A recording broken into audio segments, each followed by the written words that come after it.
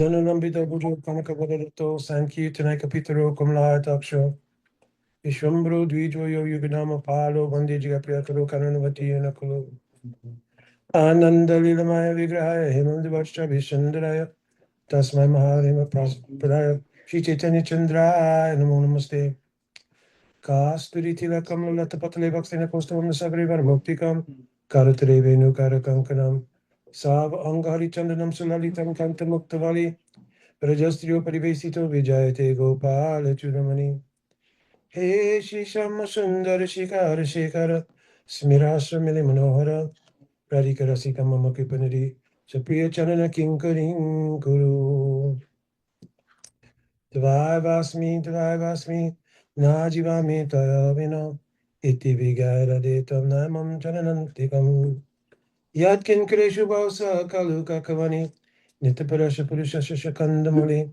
Tashikadara Sanadeva Savanajayas Tatkeli Kanjabavanangana Mahajani Shama Vajami Radha Ravinda Nitram Smarami Radha Madhura Smitasham Vadhami Radha Karuna Parajam Tatum Hunastigati Nakapi Pakita Vino Yaparada Lakshay Shiptaschika Marita Rangamaje Kripa Maikang Sharanang Prapana Vrinde Namaste Charanara Vindam Kanaka Jaladagatro Nila Sobhagya Netro Megumaravaravalo Malati Kundamalo Taruna Taruna Vesho Nilapitam Baresho Smaraneni Britini Kunje Radhika Krishna Chandro Vanchakalpatruvyaschа Kripa Sindhuvaevacha Patitanam Pavanebhyo Vaishnavebhyo Namo Namaha Jaya Shri Krishna Chaitanya Prabhu Nityananda Shri Advaita Gadadhara Shivasari Gaura Bhaktavinda Hare Krishna Krishna Krishna Hare Hare Hare Rama Rama Rama Hare Hare. And what Pranam devotees, Genevieve, you have a seat? No, they're wet. Hold on, Genevieve, those are wet. One more. Some more chairs. No, there's some next there. Oh, you could sit here. Mhm. There's Maharaj, he's not here, so you're Maharani. You want to sit here?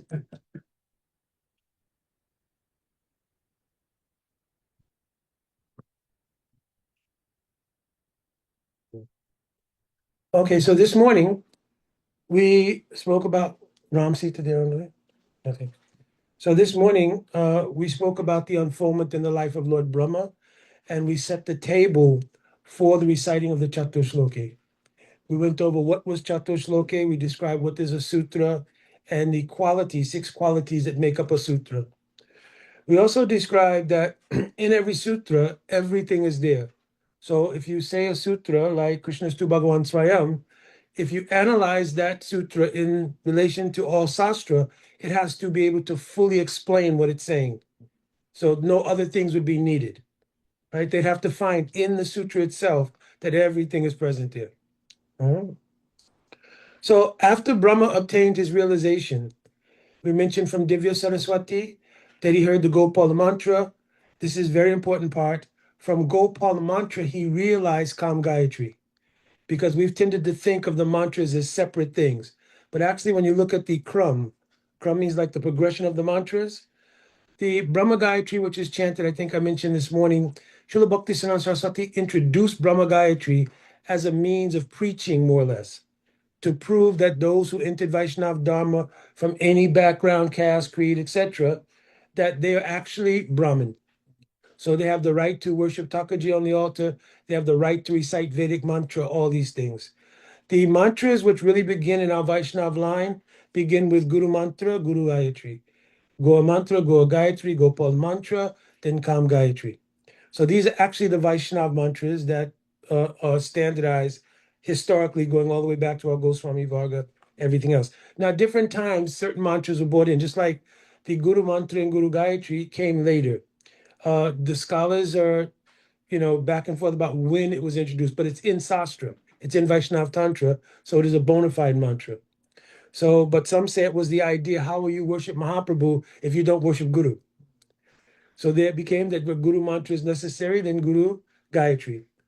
Each of the mantras are set up where the first part is Saranagati, the second part is the Ishtadev of the mantra.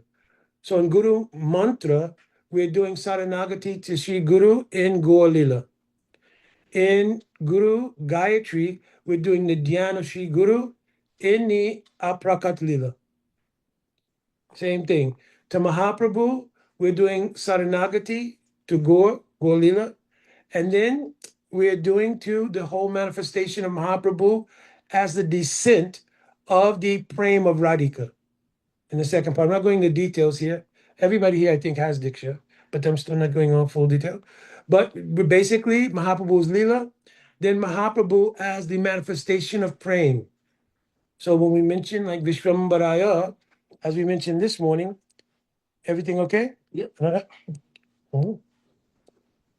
And you could take that. So then Vishwambaraya, that same Vishwambar, Mahaprabhu, he's become the potency in our bhakti as well through Guru Parampara.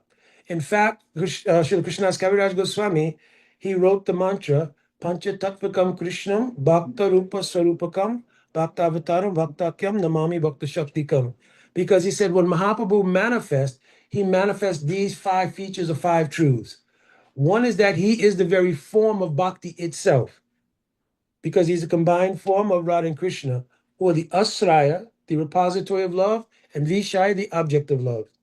But that is not realizable unless one gets the mercy of Sri Guru. So Akhanda Guru Tattva is whom?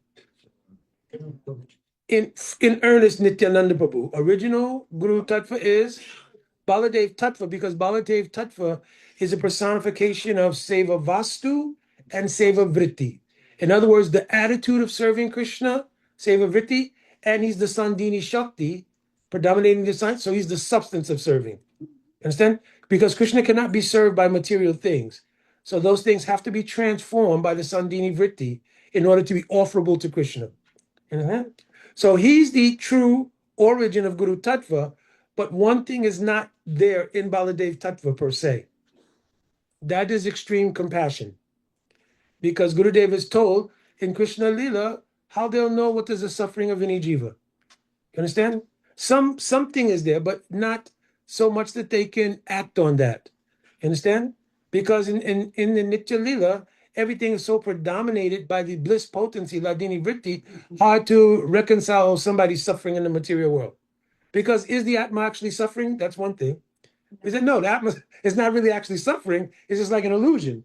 So it's very difficult to identify with the kind of impact that illusion has in the spiritual realm. So when So in the Nityananda Prabhu, it is on the Kali Yuga. In other Yuga, Treta, Dwapar, it was not required because there was not much Kali Prabhav for the Yugas, or no. Only Gaur Narayan will come. And the Yuga Dharma becomes Harinam, and it gives liberation.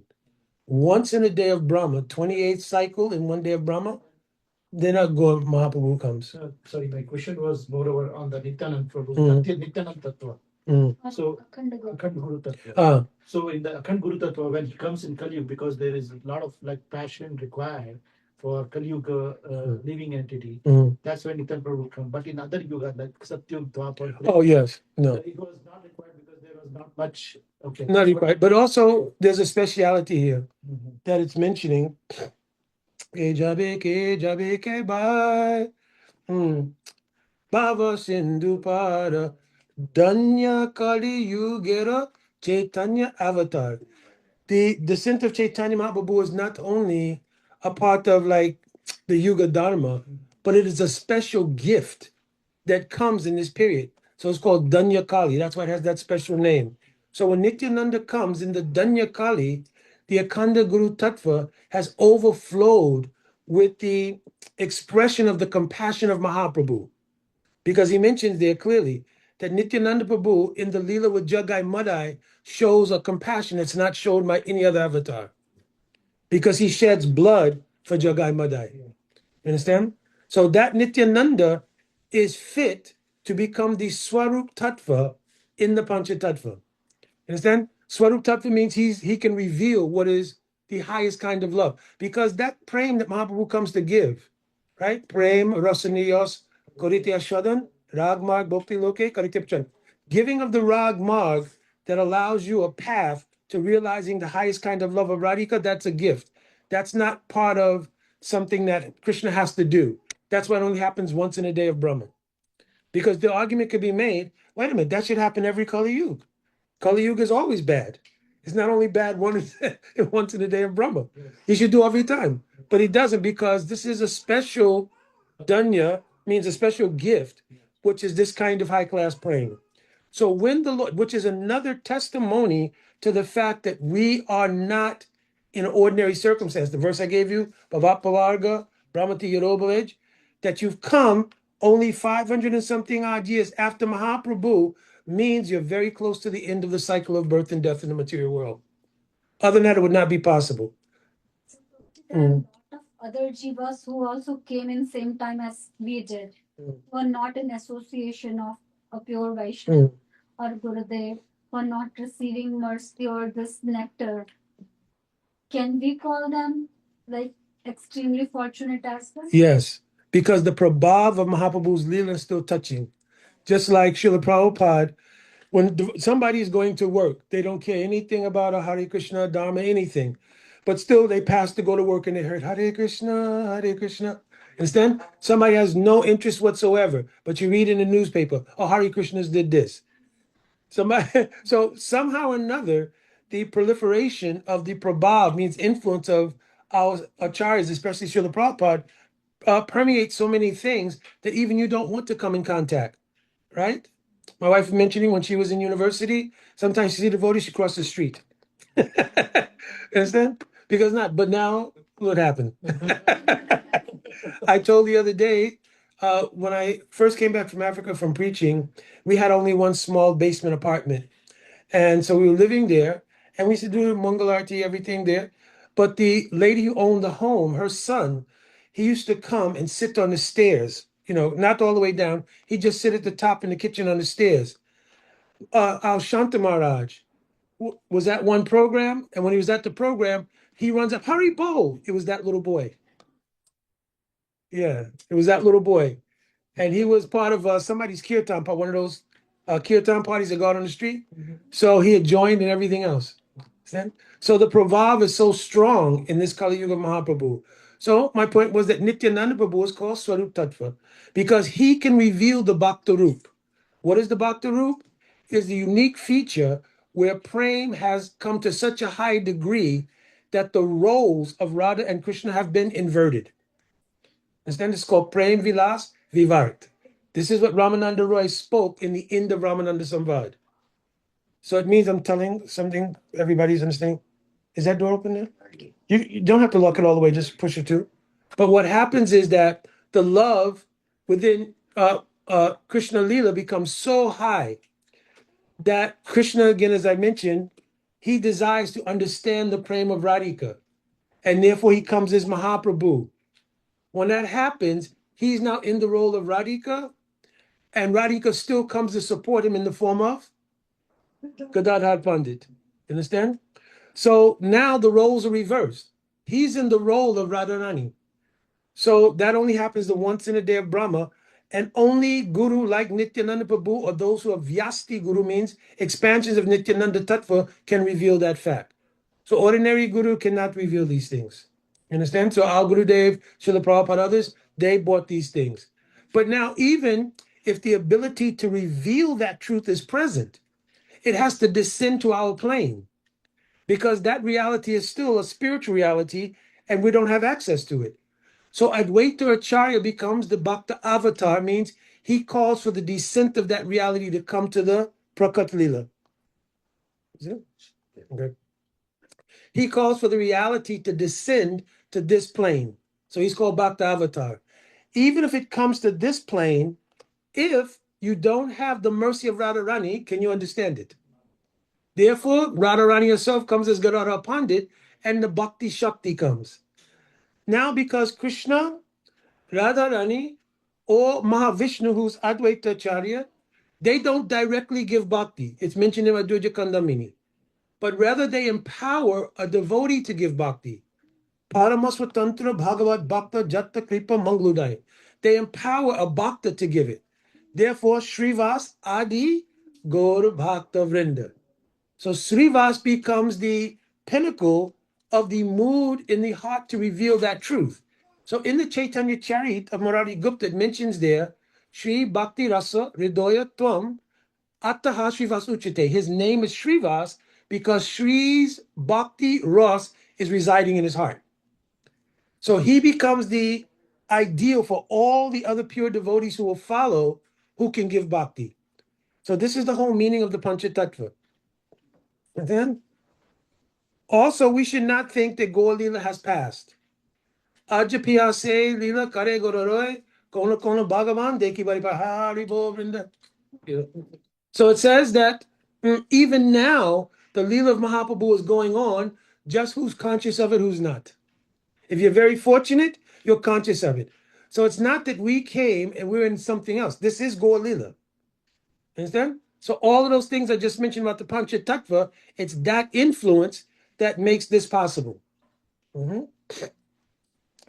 So then now Brahmaji, okay, understand. So now Brahmaji, Haribol. So Brahma. Talking about Brahmaji, you're talking Krishna. So Brahmaji, after hearing Gopal Mantra, realizing Kam Gayatri, and now having darshan of Bhagavan. And I mentioned earlier today, I think the last thing, that he shook his hand. So shook his hand here, I told in the Sanskrit, that he says, spashakare, that by touching. This was to show an intimacy that's not possible except for a devotee and Krishna. Not possible between devotee and Narayan.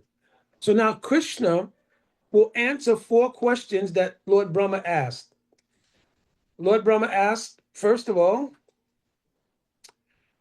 in spite of that, my Lord, I am praying to you to kindly fulfill my desire.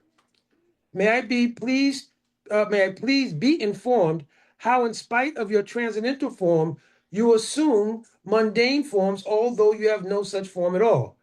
This is a very bewildering question.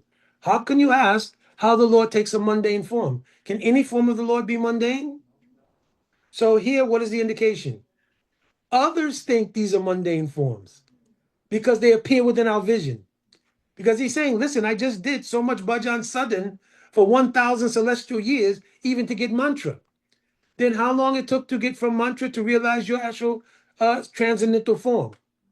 But it appears that you come in this world and even any ordinary person can also see you.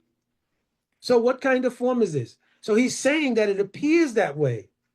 You understand? And the reason he's asking the question this way is because in the first verse, he's going to answer the question.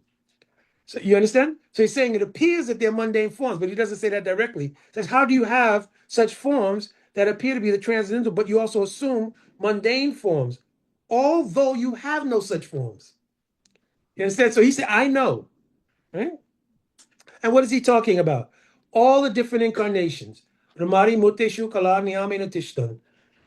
That Krishna, you yourself have assumed the forms of Varaha, Kurma, Narasingha, Ram, all these different forms. You yourself have assumed all these forms. And they appear in this world like mundane forms. The mundane form of a tortoise or a boar or half man, half lion, which is not ordinary. You understand? But you appear in all these different forms. So how is that possible? Then he asked, and please inform me how you by your own self manifest different energies for the annihilation, generation, and acceptance and maintenance of the combination and permutations of the material world. How are you also, besides all these personal forms, how are you all the energies that's making the world go on? Because Brahma's saying nothing can exist without you. So even the things we see that don't appear to be Bhagavan Roop, how are they existing? What is this, all the combination of the Mahatattva? Means the material elements. How are they existing? What are they? Where'd they come from? So he's asking, also, you please explain this to me. Oh, master of all energies. Listen carefully what Brahma is saying. He just asked about all the energies. Now he says, oh, master of all energies. So he's telling, I know. So I'm asking these questions so that it could be revealed, right? Because now you'll reveal from your own mouth these truths, but I know. Oh, master of all energies, please tell me philosophically all about them. You play like a spider that covers itself with its own energy, and your determination is infallible. So, in the questions of Brahma, many wonderful realizations. He's telling, oh my Lord, explain the tattva, because the realization that will come after understanding tattva. If you don't know the truth about something, how can you contemplate it? How can it turn into a realization and then turn into any kind of relation with Bhagavan? It has to first be understood who is God. We cannot have from the very beginning a rust with Krishna, oh, I'm Karak boy, I'm Manjari, etc., etc. You don't even know who is God. So first will be established philosophically by Tattva, or how you're Bhagavan. And all these energies of the creation are coming from you. Because the first element of Sambandha Gyan is even expressed in the first verse of Bhagavatam, Janmadhyasya Yataha, that person from whom everything has come. What is our first experience? Is it of Golok Vrindavan or is it of the material world? Yeah, so the first question, where's the material world coming from? And also Brahma's asking all these questions because he has a role in the material world. Understand? So he's also simultaneously pleading for the power to do his part in the Srishti Lila, right? Because the Srishti Lila is two parts. Sarga, which is all the elements coming together, Krishna manifesting all these things in the form of Mahatattva, 24 different elements. But then somebody has to put them in order. You understand? It's like if you want to build a house, one company delivers bricks, steel, concrete, they deliver all those things. But then what happens? Somebody has to put them all in order. And before that, there had to be somebody who drew up the plans for all of it. So he's establishing, you've asked and empowered me to do the engineering job. I was talking to Didi this morning, she's an engineer also. Right? So you asked me to do the engineering. It's called Visarga. He's going to put all the things in place. He's going to manifest all the different species, 8,400,000 species, and assign each jiva according to their karma to the different 8,400,000 species. But who's giving the knowledge inside who goes where? Super soul. You understand? Who tells us, is it Brahma's creation that he tells, oh, in the previous life you were a devotee, therefore I'll remind you of that. That's coming from the super soul. He arranges a body that's fit for that remembrance to come about and for you to get a chance to practice bhakti. Understand? According to your karma. What's Sarga and Visarga? Like he's engineering. He's placing the people. What is Visarga? Sarga means the creation by Mahavishnu. Mahavishnu, he manifests all the substances which were in a suspended state. It's called Pradhan. He manifests in the Mahatattva. 5 senses, 5 objects of the senses, 5 knowledge acquiring senses, 5 gross elements. Then the mind, intelligence, and false ego and the Atma makes 24. He manifests those things. Now Brahma will take all of that and engineer them in the places they go according to karma. So he has to enlist Prajapatis. Oh, you have to start making population. So these Atmas can go in these different bodies according to their karma. So that is called Visarga. The impregnation of the jivas as a whole body per se. It means all the individual jivas coming into the Mahatattva, that's done through the glance of Mahavishnu. You understand? Then all these jivas are there. Brahma has to engineer bodies where each of those jivas will go according to their karma. Then once they're in those bodies, who will remind them, oh, in the last life you did this much and you didn't finish. Krishna in the heart then reminds them, oh, now you should pick up again, bhakti. Or he says also, I'm in charge of forgetfulness. So you didn't do any bhakti. So you have no sukritis. So I'm arranging the forgetfulness that you can't do bhakti right now until you get the sukritis. So all that's done by the super soul. So Visarga means that. In the Bhagavatam, it mentions there's 10 categories. That's Sarga, Visarga, Sarga, Visarga, Sthana. Sthana means the Lord is maintaining. Who's maintaining the creation? When you wake up in the morning, the sun is already there. You don't have to call your electric company anything. See? Sun is already present there. Sarga, Visarga, Sthana, Posan. Posan means to nourish and protect. So Posan, Utta. Utta means there has to be an impetus for creating this. So this becomes a whole other separate class. Don't let me lose my track. Everybody remember. Utta means the impetus for why the creation exists. Why does the material creation exist? That is Leela. Yeah, we've heard so many. That's why we could say. For most people, if you ask, they'll say to give the wayward souls a chance to get bhakti. So do you think Bhagavan created all of this only because we? Yeah. So it's called a Shristi Leela. Bhagavan performs pastimes here that he does not perform in the Nitya Leela. So actually, it's by his mercy, he makes a separate Leela called Shristi Leela, the material creation. And the byproduct of his having this is that any Bada Jiva may hear about or have the great fortune to come in contact with that Leela and they can advance. But the Leela here is actually for Bhagavan's purposes. In the Nitya Leela, there's no birth pastime. Nitya Leela means in the spiritual world, the unmanifest spiritual world, there's no birth pastime. Krishna does not go to Dwarka and Mathura. There is no killing of any demons or Rakshas, Asuras, anything. All of those leelas take place here. In Ujjwala Mani is written there. Prakata Leela Visesha Tasya.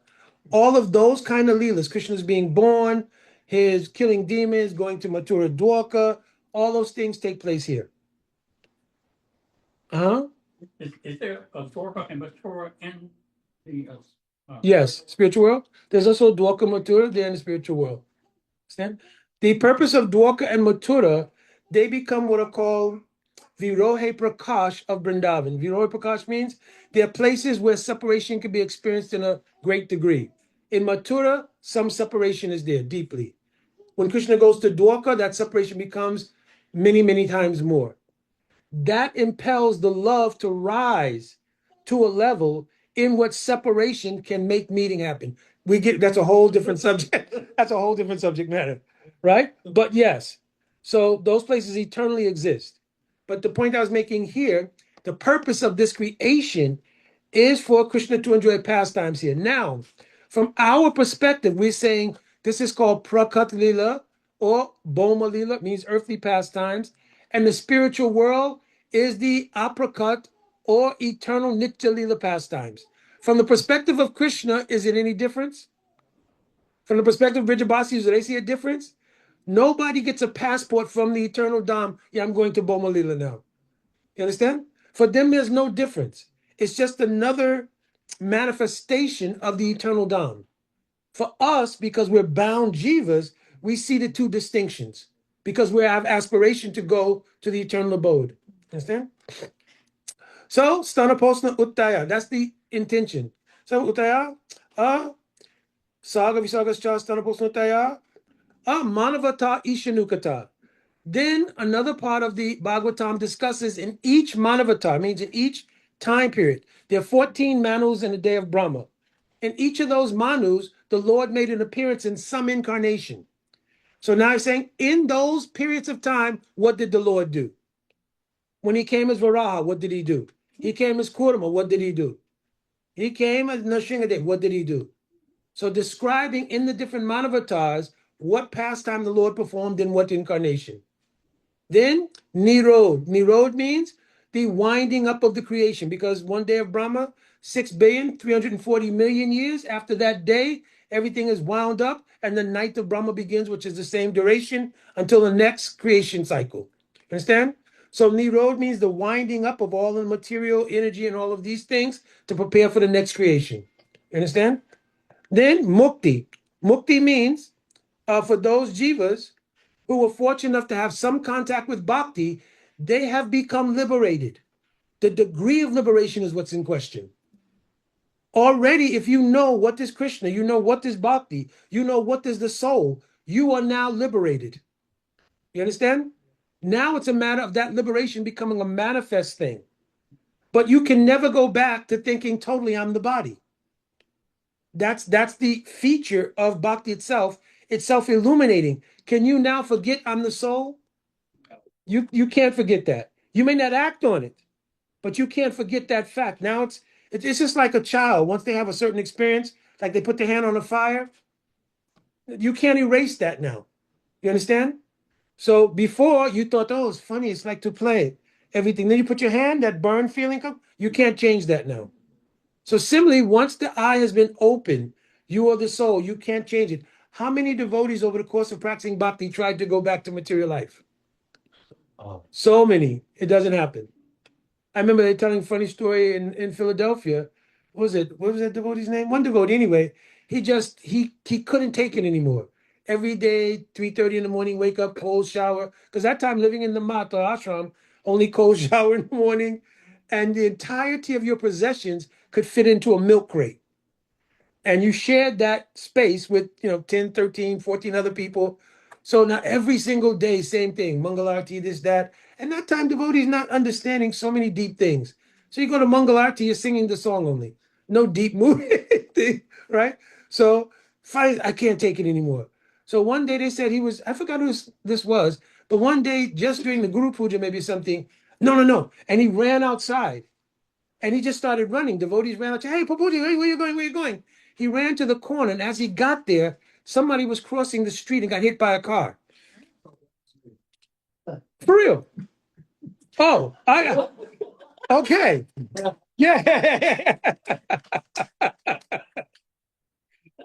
I thought that was Baladev that was doing. No, it was you. It was you. He said, yeah, he saw the person, and then he did like this. He ran and ran right back, right back to the temple, right back in the Guru Puja. Oh, really? Went out the front door. I mean, he was about to cross the street. I got hit by a car. He came right back. Right. So in this way, Krishna is always helping to maintain. So very difficult to give up the impressions in bhakti. They are permanent things like this.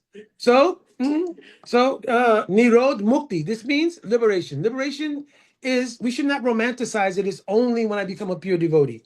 All the steps in between are steps of liberation, right? You cannot say that like ordinary persons never had any kind of contact with bhakti, that only they're the same as what you've experienced. You understand? We cannot say. It's not a discriminatory thing. This is just the reality of conscious arrangements by our spiritual impressions. You understand? Mukti asraya. Asraya means now actual realized liberation, right? When you've taken shelter. And who is the ultimate shelter? In general, in Tattva Siddhanta, Sri Krishna. Because you're realizing God is everything. That's going to come up in the first verse of chapter Sloki. God is everything. There's nothing but God. But particularly in our line, Ashraya means the Ashraya Jatya, means Shrimati Radhika, and taking shelter there, that's our liberation. Mhm. So these are the 10 subject matters.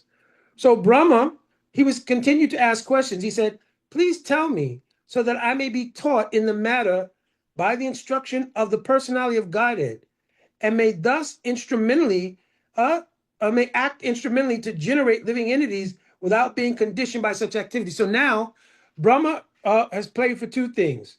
One is the realizations he has regarding Bhagavan. He's now realized Bhagavan.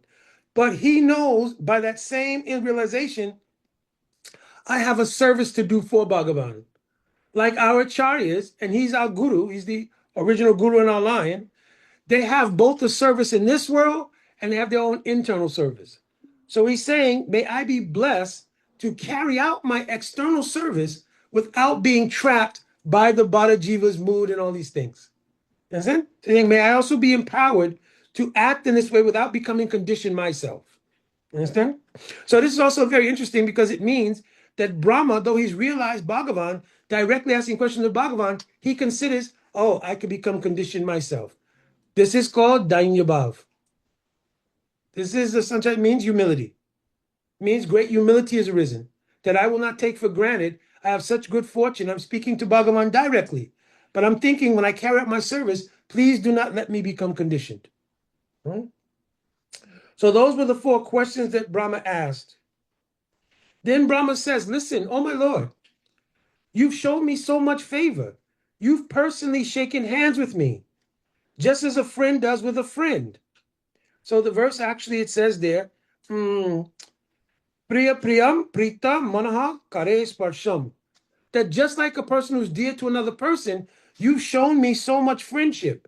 That you've, and really what it's saying here, that you've not manifested your form as Bhagavan. Because Priya Priyam is not something that could happen between Bhagavan and a Jiva. Because Bhagavan will then have the status of awe and reverence. So he's saying, but you've been so merciful. You showed me your form as Krishna, and you've shaken my hand or touched me, showing me so much intimacy.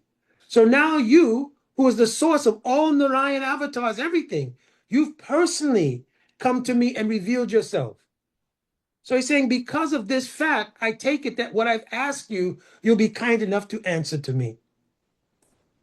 So then the Lord says, this is all prior to Chatur Sloki.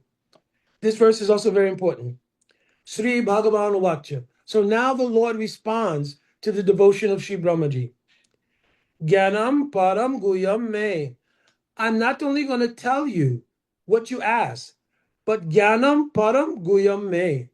I'm going to tell you the most confidential thing about me. You understand? I'm not only going to tell you what is God, what is God's energy, what is the creation, what is your relationship to all these things. I'm also going to tell you, only in 4 verses I'm going to do this, I'm going to tell you the most confidential knowledge of all. What is Param Guyam understanding? What is Param Guyam understanding? What is the highest understanding possible in relation to Krishna?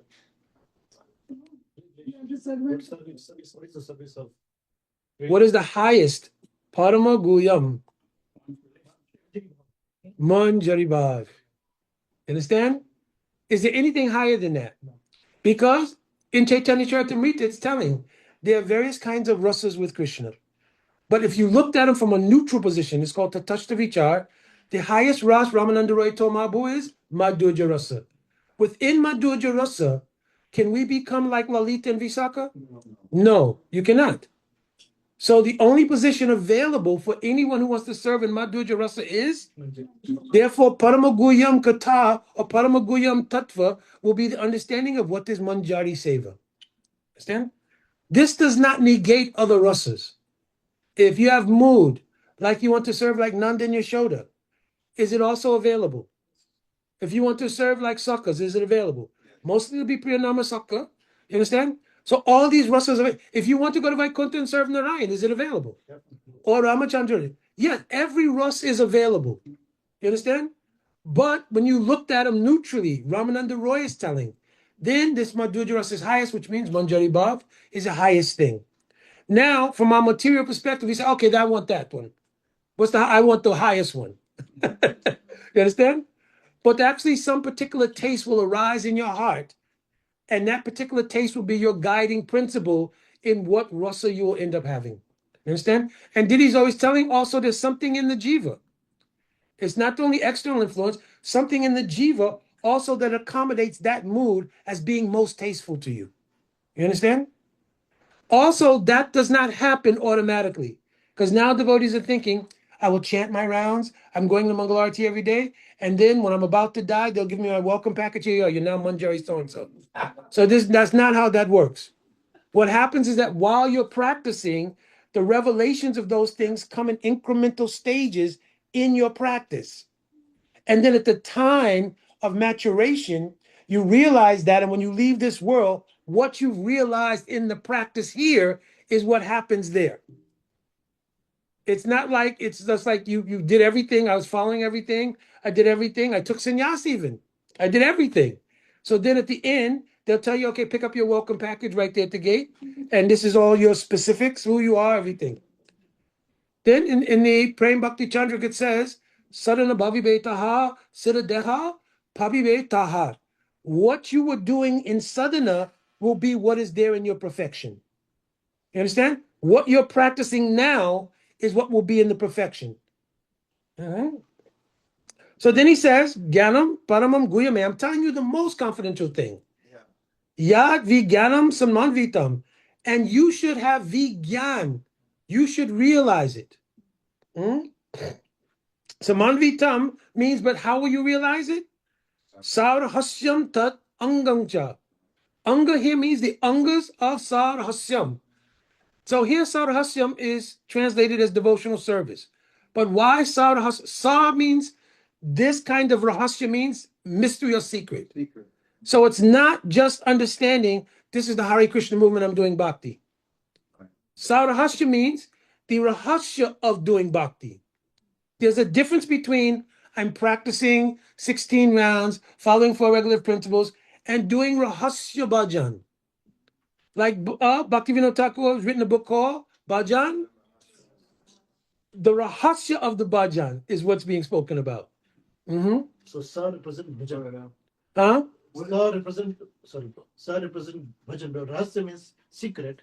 Yeah. Sa represent Samanvitam, mixing to get realization. You'll have to, Samanvitam means to, Prabhupada is translated coordinated. Yeah. But here it means you have to synthesize your practice with the Rahasya of Bhakti. The Rahasya of Bhakti is the practice which is imbued with a particular mood. You understand? Because Bhakti can be practiced without Sambandha again. It will not reveal the secret of what we're speaking about. Any kind of rasa, what to speak of Manjari Bhav. So Sarhasya Anga. You have to do the Anga, Shravan Kirtan, Vishnu Smaran, Parasen. You have to do that Sarhasya with what is the secret? That I'll have Sambandha Gyan with Krishna. You understand? This is the secret. If there's no Sambandha, who's practicing? You understand? If there's no Sambandha with Krishna, who's doing the practice? Huh? Bhada Jiva cannot serve Bhagavan. Ata Shri Krishna Namani Nabhavad Gram. You can't, Bhada Jiva can't serve Bhagavan. So that's why when you were serving, when you took your Harinam initiation, what did they give you as a suffix to your name? Das Dasi. Because they're telling only a Dasa Dasi can serve Bhagavan. Now, the secret of being the Das or Dasi of Krishna is how I'm the Das or Dasi, because in that is where prem is. Understand? In the constitutional reality, I'm the Das of Krishna. Everybody's the Das of Krishna. You don't even have to know it. So Johnny the Fool, is he Das of Krishna or not? Yeah. He's also Das of Krishna. That can't be taken away. Everybody, they're Das of Krishna. You can't take that away. But can they have praying for Krishna? No. That is the rahasya in bhakti. The exchange between Bhagavan, Guru Parampara, and the jiva, that is rahasya. And the secret to that practice is what has to be done in order to manifest the jnanam parama guyam. If that's not there, if the mysteries of that understanding is not there, bhakti does not automatically turn into param guyam or param gyan. Any question before I go on? Yes. But Yeah.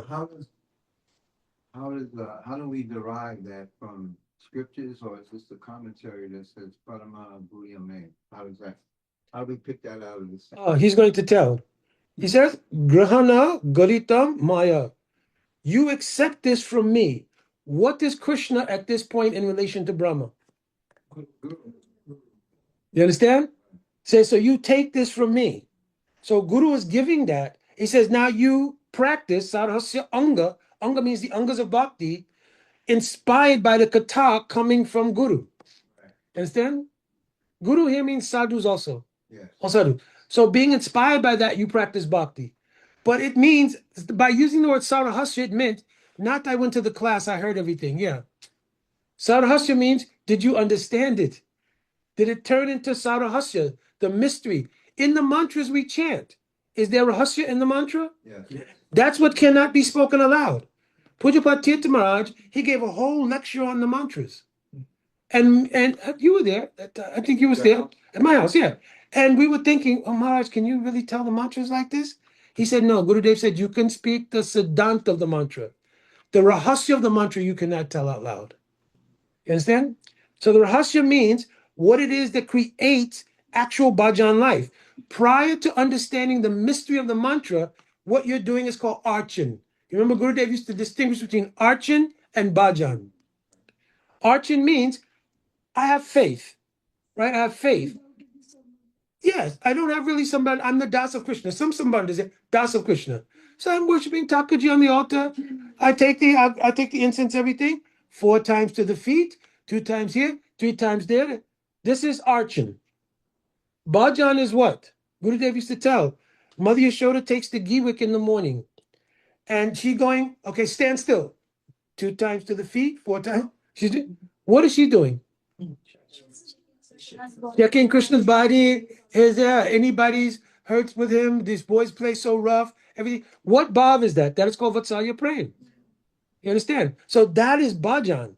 So in the meditation, rahasya means we're doing bhajan like that according to the aspirational mood you have. That's when it becomes bhajan. So now when you're offering arti, you're offering according to the mood you aspire for. So if you aspire for Manjari Bhav, what you're looking for? Oh, Radha and Krishna had their yugal, they had their yugal, but any traces of anything, because when they'll return home, no traces should be seen. You understand? So we don't want to go into detail, but these are the meditations that are there. Until it reaches the platform of dhyan, it cannot truly even be rag marg. It has to be dhyan. Means for my aspirational sambandha, I'm doing the same things. I'm offering arti in the morning, chanting Hare Krishna, but it's imbued with dhyan based on sambandha dhyan. And then it becomes sarahasya anga. The angas become now rahasya. The rahasya, he says, now this is another important point. Grihanam garitam maya. Then what I'm hearing from Guru becomes the empowered. It becomes empowered and it gives revelation in the heart. You understand? Shruta ikshita. There's one verse that says like that. Tvam bhakti yoga paribhavita rid rojeshe. Shruta ikshita pat. Shruta ikshita pat means now you begin to see in the angas of bhakti the realities of transcendence by hearing them, not by eyes. Because everything we want to do, we want to see it. Krishna, give me your darshan. Krishna, give me your darshan. So I'll see Krishna. Oh, life is perfect. So now you saw Krishna, now what? There was one old Hindi movie when I was really trying to learn Hindi. Ye Zindagi. What is it? Yeah, this movie. Yeah. I was in Africa. I was trying to learn, so I was watching the movie 1,000 times trying to learn. But he also had darshan of Krishna. He had darshan of Krishna, but still he only wanted material things. You understand? Then his life, by Krishna's mercy, so many miseries took place, so many different things. Then at the very end, he had some realization. You understand? So darshan of Krishna is not what we want. The rahasya anga of bhakti will give prem. That's the point. That's the mercy of Mahaprabhu. The rahasya angas of practice, by Mahaprabhu's mercy, will reveal prem. That is a special gift that does not take place all the time. Only in this Danya Kali does that happen. So he says, Grana Garita, take this as I'm telling it to you.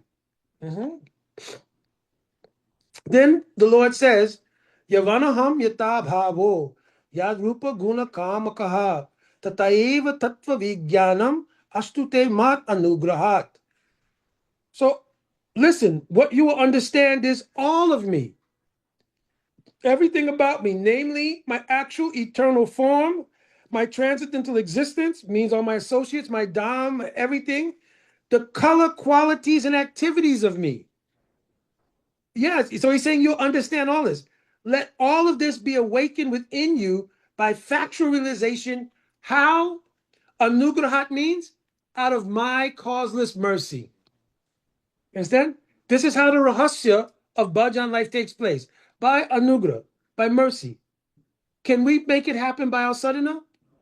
Yeah, Nitya Siddha Krishna Prema. Sadhya Kabu. No, your sadhana can't make this happen. But your sadhana can invoke the mercy in parampara of Mahaprabhu Radha Krishna. Then by their mercy, it becomes revealed. But he's telling him, oh Brahma, realize all of these things. Who am I? My name, my eternal form, my transcendental existence means his dham, associates everything. Color, qualities, and activities. Why he says colors here, though? A strange word. Anybody know? In this, There's 4 different colors. No. In the spiritual world, every color is called a varna vastu. That color is the representation of the kind of prem you have. You understand? Like Radhika's Madanakya Mahabhav, that golden complexion is Madanakya Mahabhav.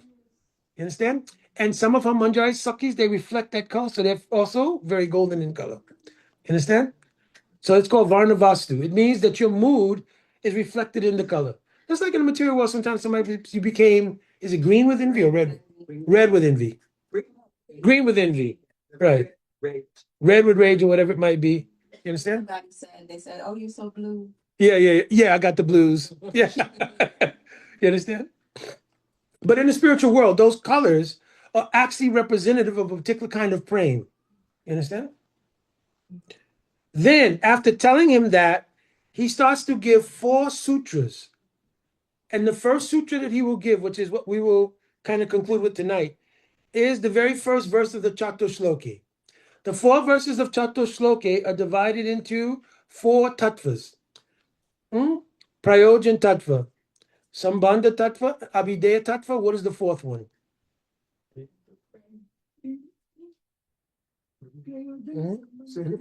Achintya Bed Abhe tattva. Understand? So the very first one, we're going to recite Ahameva, Shameva, Agri, all of these in Anustup Chandan. So it's like 8 syllable running. Ahameva, Shameva, Agri, Nanyat Yat Sat Asat Param, Pascharaham Yare Tachcha, Yovashishyeta Shushmyaham. So he's telling, listen, Aham, I. This is the first thing that becomes very important. By using the word Aham, it distinguishes that it's Bhagavan who's speaking. Because can the jiva be called Aham? What is the title of the jiva? Das. Daso Shmi. So there's the jiva can. So when we say Aham, this is the basis of the word Ahamkar. Yes, I am the owner of this house, and this is my wife, and this is my car. This is all Ahamkar. Understand? Our actual thing is we're the Das. So who does everything belong to? Ishavashamidam Savam. Ishopanasha. Everything belongs to Bhagavan. Do we own anything? Because if you own it, you should be able to have it eternally. You're the soul.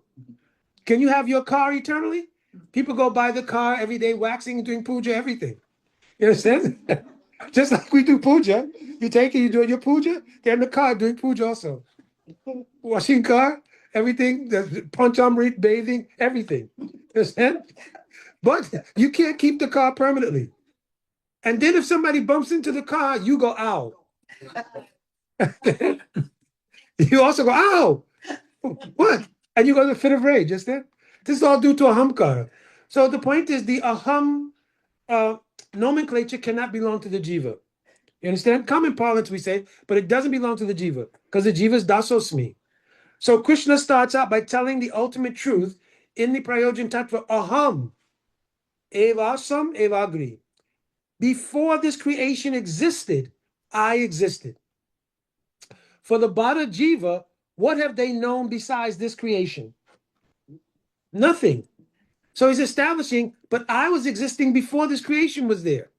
So he's telling there's a whole nother realm which exists beyond this realm. And I was there.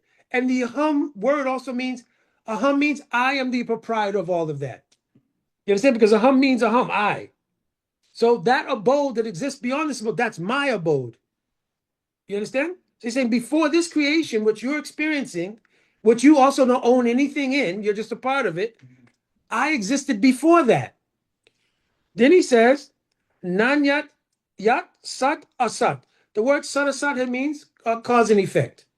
Before the cause and effect in the material world, because the material world comes about by the glance of Mahavishnu, creates the material elements and embeds the jivas into the yoni of Durga Devi, right? Through Shambhu, the halo. So all of this is cause and effect. So he says, even when this cause and effects takes place, Nanyat Sat Asat Param Paschat Aham Yat Etacha. I am that only. So everything we see in the material world, is it something other than Bhagavan? What do you see here in this room that's not God?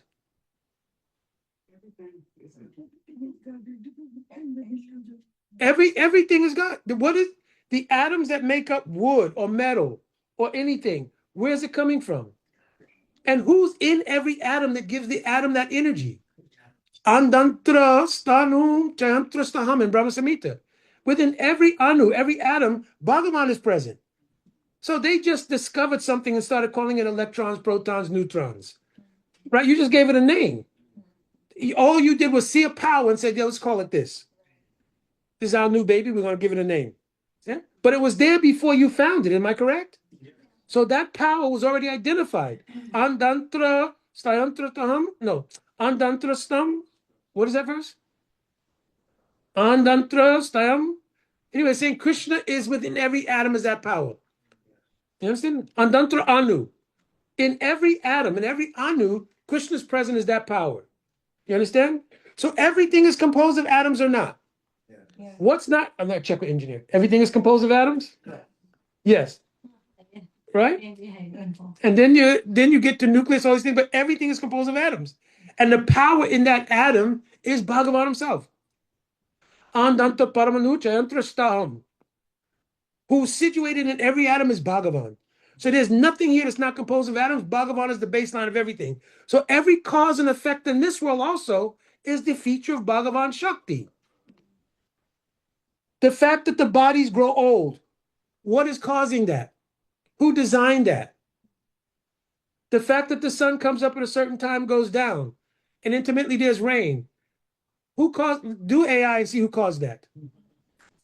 You understand? Every minute we're taking another breath. Every second, rather, we're taking another breath. Who arranged that system and who's allowing it to go on?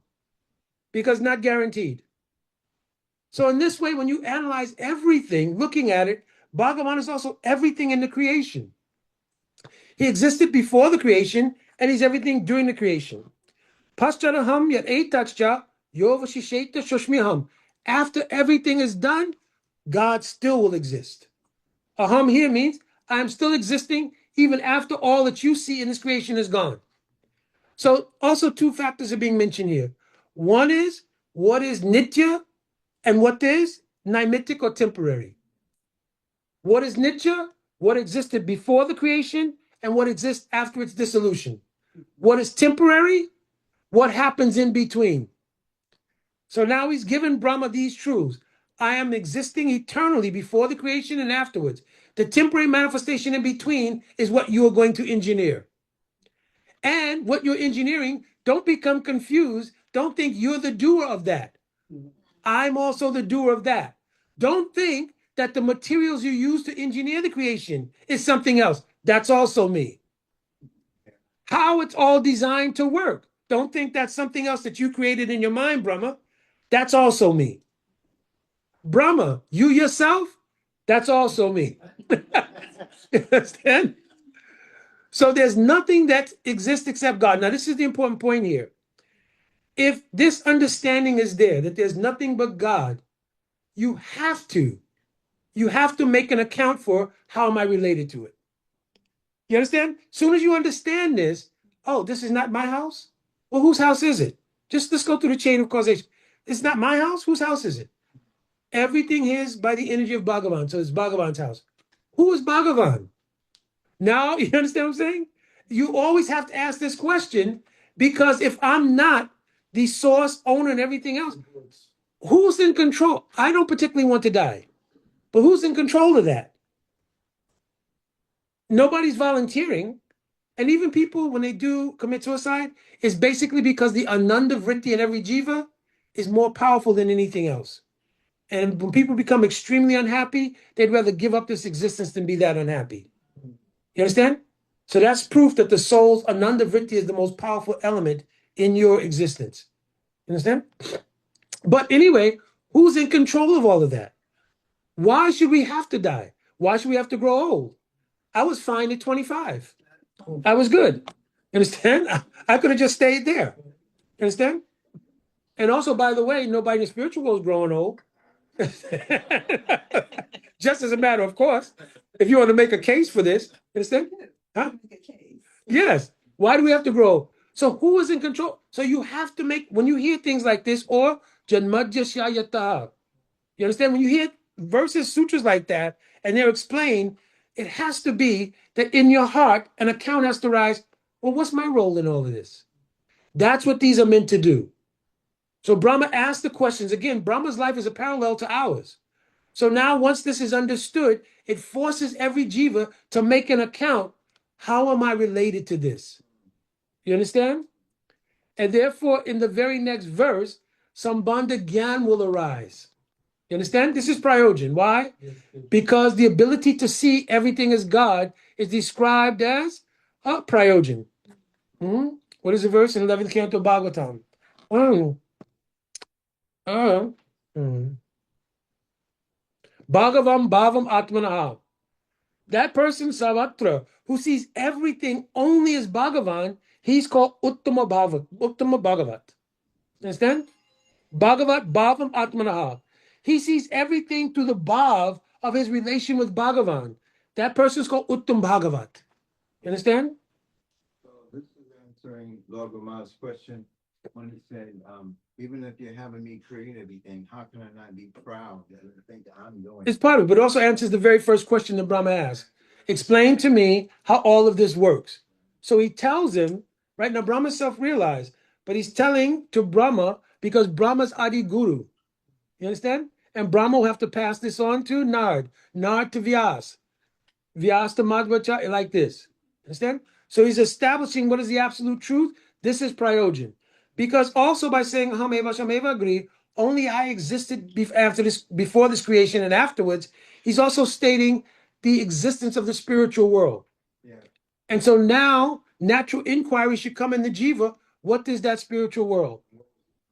What was he doing? You understand? Yeah. So it leads to a chain of search, which will come up in the last verse, which is Abhideya Tattva. Or how do I do this to find out all of these teachings, all these realities? You understand?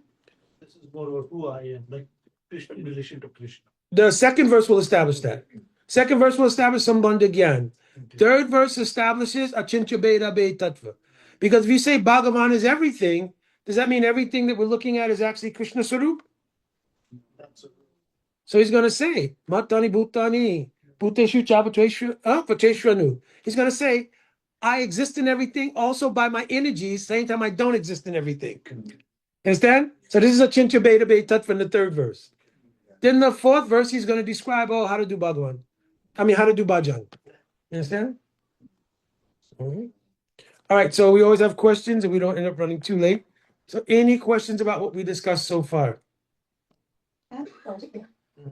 So you say that everything we see here is Krishna, but how do we explain, the obvious, really Bad things and all of that? things that happen? Yes. Whose law governs the actions and reactions of jivas? Krishna's. What's that law called? Who? Again, AI. Who invented karma? You understand? Basically that. It's karma. It's different karmic portfolios playing out in a collective karma. Because karma is both individual, familial, means it's family karma, community karma, national karma, global karma, is interplanetary karma. Because the demigods don't always remain demigods, they can also fall into this earthly plane. Then there's lower planets. So karma's at play everywhere. Who was the originator of the laws of karma? That what you do. Why is it that we said, okay, listen, I want to be in the material world. I want to act like I'm Bhagavan. Why do I have to have the consequence of it being temporary? Who put that order in place? So this whole first verse establishes that reality. Understanding this is Prayojan Tattva. You understand? Because Prayojan Tattva has to be inclusive of what the beginning is. Prayojan just doesn't mean the end. It means how the end came about. So by understanding this, it had to start with doing something that brought that understanding about. You understand? How can I understand the Bhagavan is everything unless I took up some process at some point to understand that? If I was a Bhada Jiva. So here, this Prayojan Tattva is inclusive also of the process leading to it. But now the process is fully described in the fourth verse. If any soul is inquisitive to understand this tattva, if you want to understand this tattva, then anvyad vyatareka abhyam yat sat savatra savada. Look for it everywhere. You understand? Look for it everywhere. But if you want, what did Brahma do in the very beginning of the creation? Was he looking everywhere? What did he have to do? Saranagati. And what is the first Saranagati in Bhakti? Guru. So that verse speaks to Abhideya Tattva. You have to search for it up to this point. What is up to this point? The Prayojan is explained in the first verse. You understand? In order to do that, well, you have to do Guru Parasraya because it cannot happen on your own. And then to separate that what is Krishna's energies from what is Krishna's Swarup, the third verse is spoken, which we'll get to tomorrow. Probably when we talk about our prayojan, it's prem prayojan, like how do we establish the love, which is more our Panjari Bhav in like in our sadhana. Right. How that is related to this verse when we are talking about prayojan. Oh, because everything, remember, everything is questions and answers. Yeah. Right? So this verse raises the questions that lead to that understanding. Aham evasham evagri. I existed before the creation. What's the first question that rises? What was it that existed? Say, I existed before the creation. What was existing? How did it exist? What's there? Who's there besides you? What, you understand? So it inspires to do bhajan. When you do bhajan, then you realize, oh, this is everything up to Manjari Bhav. Because what existed before this creation was a spiritual world. Yes? Yeah. What is the highest level of the spiritual world? Golok Vrindavan. Yeah. In Golok Vrindavan, what is the highest manifestation of service? It's in this verse. You understand? The verse is meant to inspire the search, which is mentioned in the fourth verse. Anviyad Vyatareka Abhyam Yat Sat Savitra Savada. Search for this everywhere. What are you searching for? This prayojan, how Krishna is everything. Then that unfolds as 18,000 verses called Srimad Bhagavatam, which explain all these things. This is the sutra for that. You understand? Now, if your bhakti is mature, in the first verse here, like in the first verse of Bhagavatam, what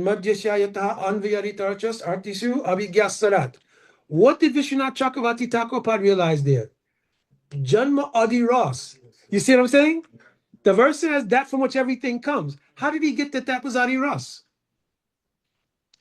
Same thing. Hameva Shamevagri. Before all of this existed, I existed.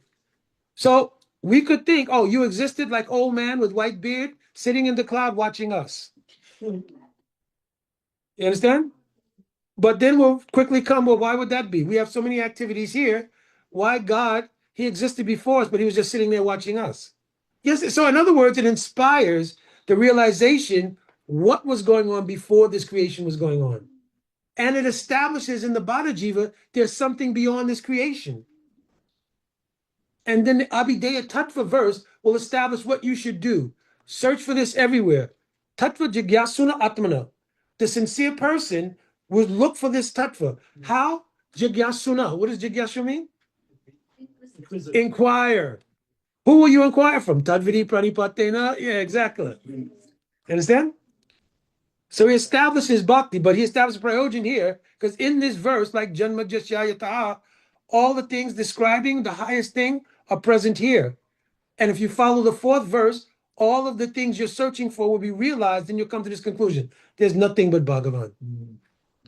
And the 11th canto Bhagavatam is saying, Bhagavam Bhavam Atmanaha. Right? When you see everything is only Bhagavan. And in fact, Stavra Jangama Deke Na Deke Taramoti. Savatra Nija Ishtadeva Sporti. That when you look at anything, you see, oh, this is related to my Ishtadev. What does that mean? Then Gurudev used to say, walking along the ocean in California in his morning walk. Oh, what is rasa? Like so many waves crashing into, you understand? So many waves rising and falling, like so many sanchari bhavs and praying. So Gurudev's looking at the ocean. Everybody else is looking, what time I can go swimming? What, it's too salty. Oh, maybe riptide. So many different things. Gurudev's looking, talking about sanchari bhavs rising and falling. You understand? Any person will see a rain cloud and have ecstatic symptoms. This is what is meaning by this verse. Any other question? Anji? Thank you. It's been really wonderful. In regard to this verse, seeing Krishna, the prayojan, seeing Krishna as everything. That it is like the highest thing. Then we see, obviously, but we see in Goloka Vrindavan, the pinnacle of love is covering over this Aishwarya Gyan. So my question is, if this is the goal, but at some point this knowledge of God gets flipped by the prem, what where does that happen? Does it happen? I mean, obviously, not obviously, but it's described in Goloka Vrindavan. But is it just, like Uddhava has full Aishwarya Gyan, but as soon as one goes into Vrindavan, it just all gets shut off, or is there like a gradual progression up until the Madhurya Ras where they have no knowledge of God? Where is that? How does that happen? It goes from full Aishwarya Gyan to now no Aishwarya, seemingly no Aishwarya Gyan because the prem is so high. Right to the second verse of Catur Sloki, which we'll do today. No, we'll do today because in 2 verses tomorrow. Reteyatam yat prariyeta na prariyeta chatmani tadyat atmanomayam yatabaso yatatamaha. Krishna is now saying to Brahma, "Oh Brahma, whatever appears to be of any value that is not in relation to me, you should know it to be my Maya." But here the Acharya's comment, Tadvyat Atmanomayam, has 2 features. One feature makes the Bhadajiva in this world thinks there's something other than Krishna. You understand? That there's something, and that I can be in a position of enjoyment like Krishna. There's another kind of Maya, though. What's the other kind of Maya? Yog Maya. If you see something that's not in relation to me, you should know it to be my Maya. In the spiritual world, does Mother Yashoda Marananda think Krishna owns that house? Are they in Mahamaya? What makes them think that? Yog Maya. Tadvyat Atmanomayam. So here is also Rahasya. The mystery here is that Yoga Maya will make you think Krishna is not God. Mahamaya will also make you think Krishna is not God. But one is infused by prem and the other one's infused by illusion. You understand? Anything you see that you don't see in relation to me, know it to be my Maya. Now the question becomes, which Maya? Understand? Because Krishna told to Radhika, he's with Madhu Mangal. He asked to the gopis, listen, why are you picking flowers everywhere? You're making a mess here in this Vrindavan? Why everything you think you can go just picking flowers off the trees, everything? So then Lalita told, what are you talking about? The whole forest belongs to my Saki. So what do you mean belongs to your Saki? It can't belong to your Saki. This is called Vrindavan. It belongs to Brinda Devi, and she is my wife. So then Lalita, she began laughing. I mean, she's your wife. So then they called Vrinda and said, you could come here. Said, did you marry this nonsense person?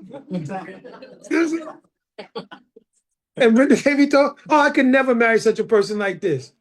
There are some bad qualities, this, that. I never could marry such a person. So then they're all, and now Krishna doesn't know what to say, because, once you expose, you lied. And so Bhagavan has to lie, first of all. You understand? So what kind of Maya is this? So they're seeing everything in Vrindavan, not even related to Krishna. This belongs to our Saki. You understand? So there's a rahasya in each of the verses. You understand? That's why the last verse is saying, search for this rahasya up to the point of seeing everything as Bhagavan. Third verse is saying, but be able to understand what's Bhagavan Shakti, what's his Yoga Maya, what's his Mahamaya. That philosophy was taught by Chaitanya Mahaprabhu and it's called what? Achintya Beda Betattva. So those 4 things are in this chapter Sloki. So how we get to the point where you can go and you have full Aishwarya. Who had full Aishwarya and then realized something different? We sing it every Kartik. Satyavrat Muni. He said, Nama Ishwaram Sat Chirananda Rupam Lasakudalam Gokuleba. He said, oh, this is Bhagavan. But then I saw something. He's Bhagavan. That means he has to have all opulences. He has to be the most powerful. So he should be the greatest Olympic sprinter ever. But he got caught by his mother, who's wearing a sari, has very big hips, everything. He got caught. And not only he got caught, but she chased him down from behind. You understand? And then when she caught him, she bound him up. He couldn't even get out of the ropes. So does Mother Yashoda think he's Bhagavan? And then Krishna, when he opened his mouth at one point, she saw the whole universe is there. He tried to make her think, oh, no, be bewildered. So he said, oh, no, I see what's happening. Maybe you got possessed by a ghost. So then they bought what they call all the cow urine, cow dung, everything. Start bathing. So very uncomfortable. You understand? So this is called Riteyatam Yat Pariyeta. Artha here means a value. For us, we see everything in Krishna in relation to his energy and so forth.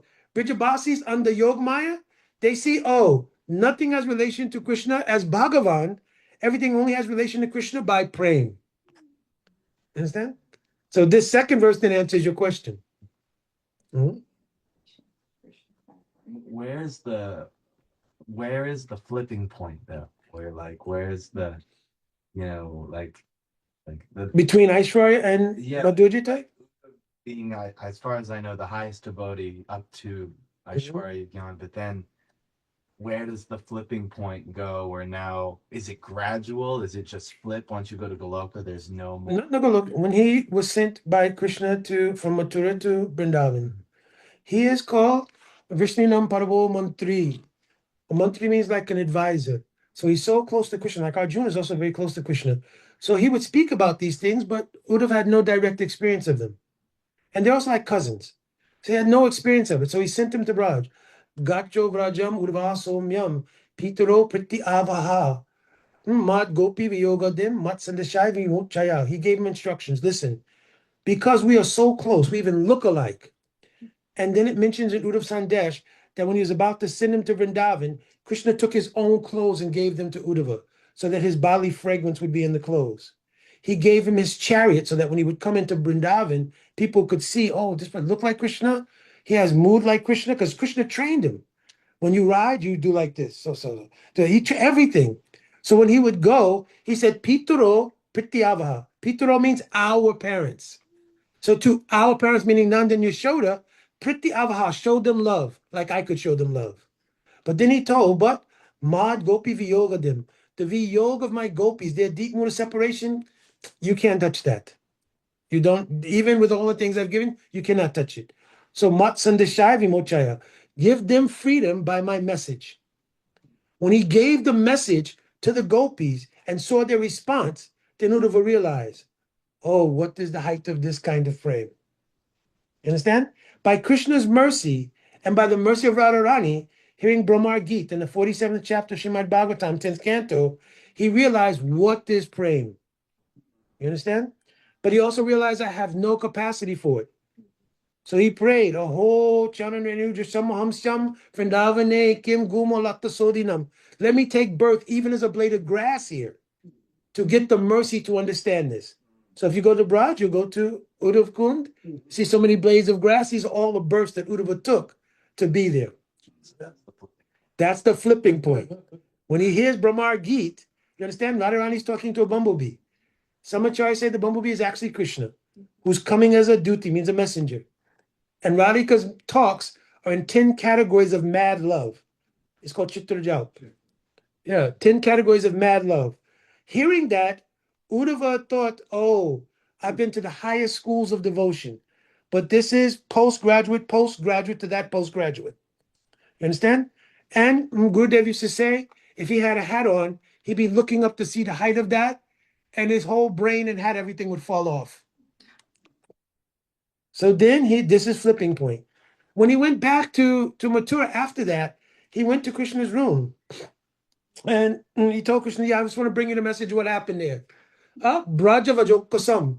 These Vijayabasis have so much love for you, you can't even imagine. He paid his dandavats and went to his room. Oh, no. He paid his dandavats. He had some gifts from Nanda Maharaj. He gave to Balaram and someone else and went to his room. What could he say? He couldn't even speak it. But Krishna could tell, because he's so rasik, by the mood of Uddhava, how much prem he had seen there. Brajavajokasam means they have a great deal of prem, but he couldn't give any description of it. Mm-hmm. But Uddhav will also be blessed, because Uddhav will get to taste that prem in the form of Paramananda Puri and Golila. Yeah? Stand like this.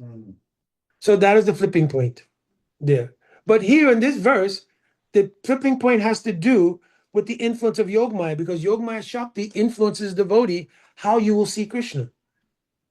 So you will see Krishna as the son of Vasudeva and Devaki, as Vasudeva Krishna. You may see Krishna as Brajendra Nandan Shri Krishna. Like in Bhagavad Gita especially. Who's speaking Bhagavad Gita? Krishna at that time is living in Dwarka. And many devotees will identify he's Vasudeva Krishna. No. From our point of view. From their point of view, he's Vasudeva Krishna. But from our point, that's why the verse is there.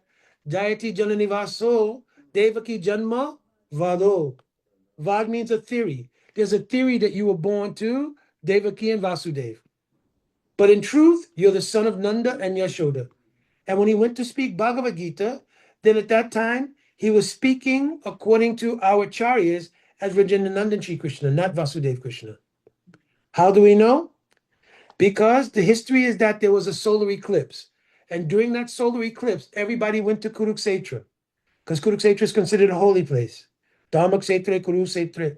So they went there to be not under the influence of the eclipse. Like the other day, there was eclipse here. So we had to stay inside, everything. Understand? When he went there, during the solar eclipse, he met with Vrijabasis, especially gopis. At that time, Radharani asked to Krishna, you should come back to Vrindavan. Krishna says, I'm with you every day. He was telling the truth. Because their prema is so high, Krishna was manifesting them every day.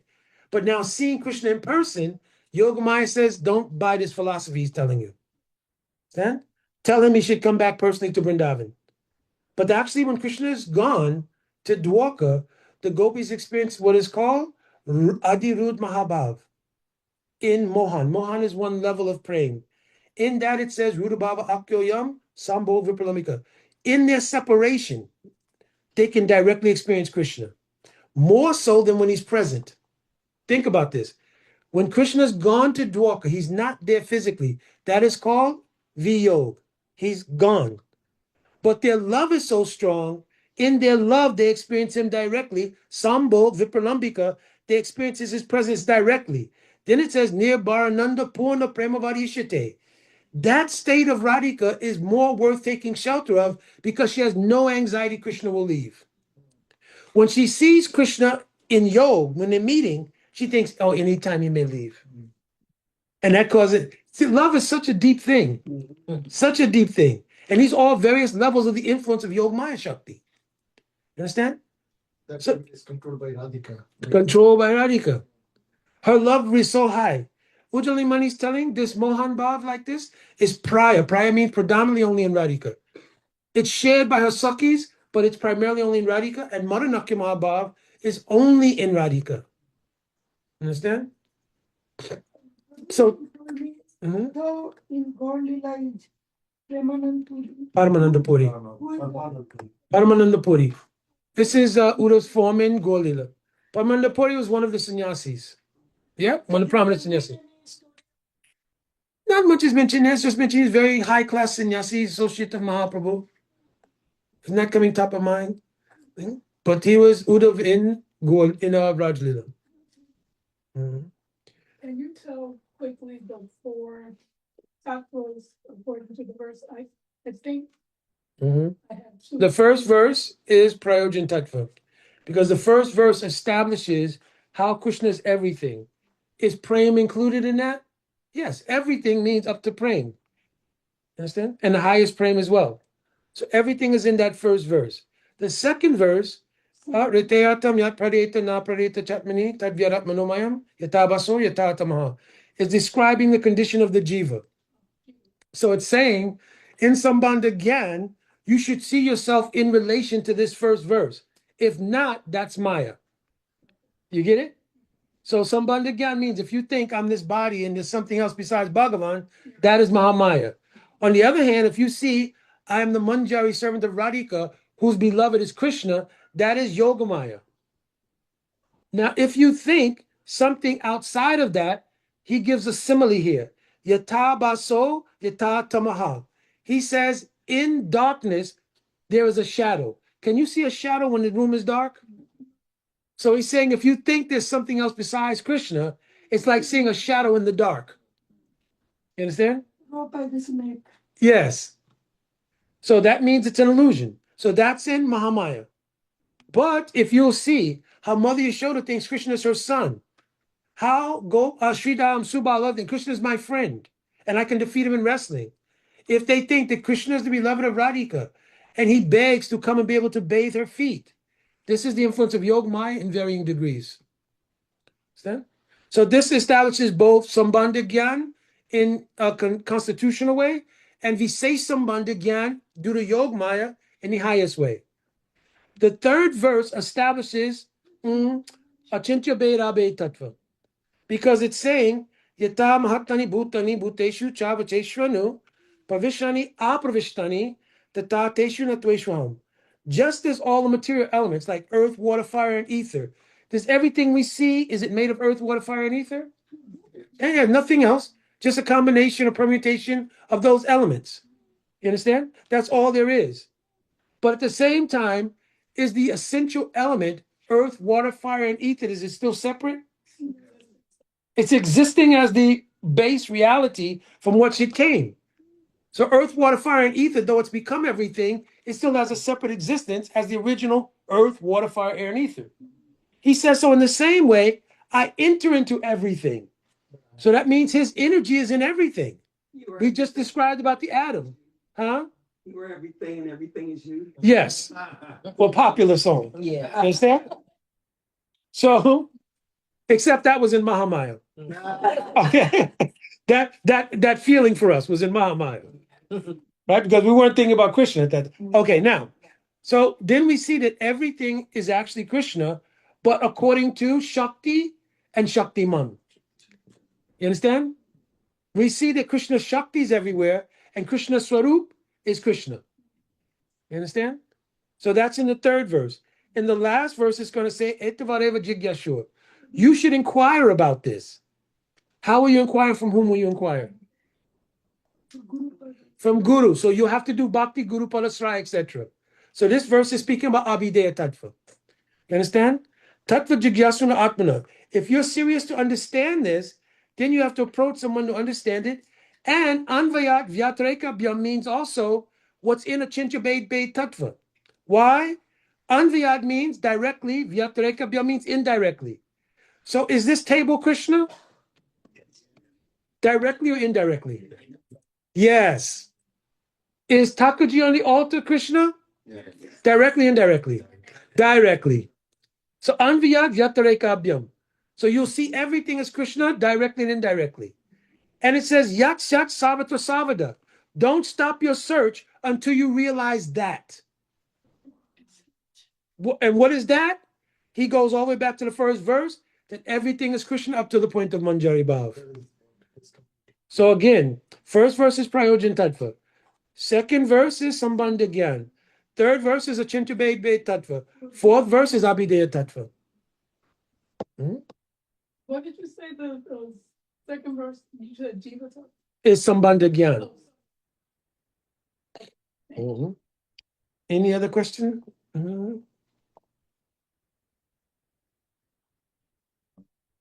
Right. So the other two verses we'll go over in detail tomorrow. But the first two verses here, we've gone over and we've set the table for them, everything.